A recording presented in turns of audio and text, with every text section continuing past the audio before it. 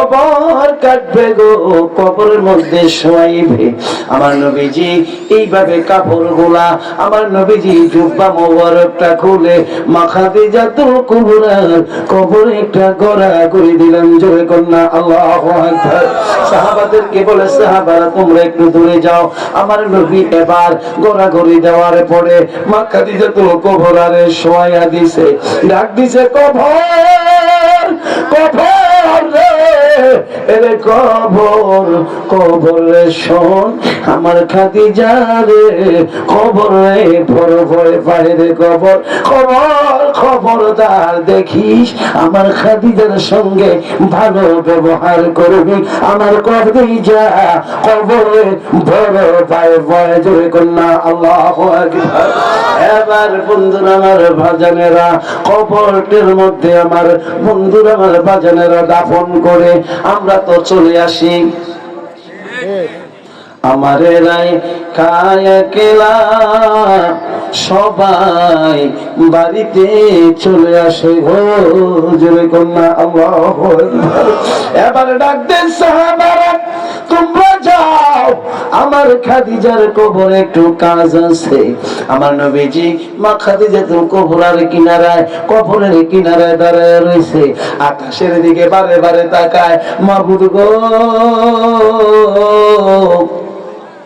আমার খাদিজা কবরে বড় ভয় পায়। জোরে কন্যা আল্লাহু আকবার।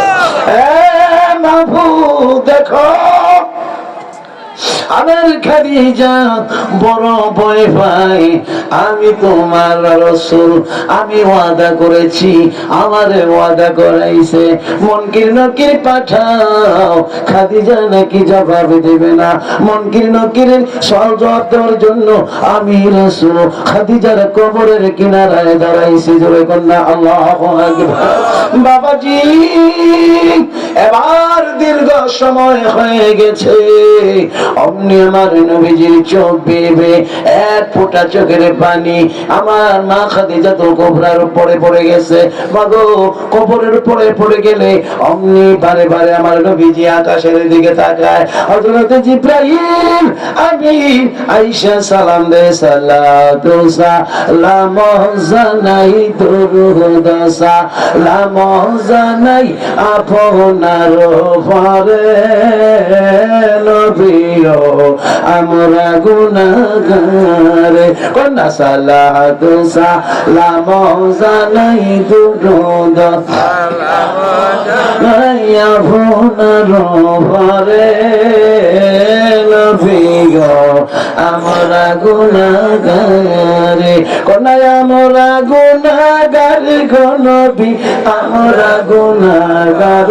কন্যা আমরা গুনাহগার নবী, আমরা গুনাহগার। নবী গো আপনার উপরে ইউসাল্লুনা আলান নবী। তোমরা কোরআনেতে পড়লে পাবি ইউসাল্লুনা আলান নবী। কোরআনেতে পড়লে পাবি,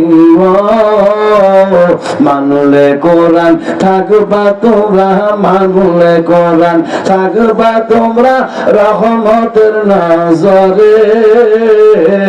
নবী গো আমরা গুনাহগার। একটু কন্যা সালাতু সালাম জানাই দুরুদ সালাম জানাই আমরা গুনাহগার। নবী আপনার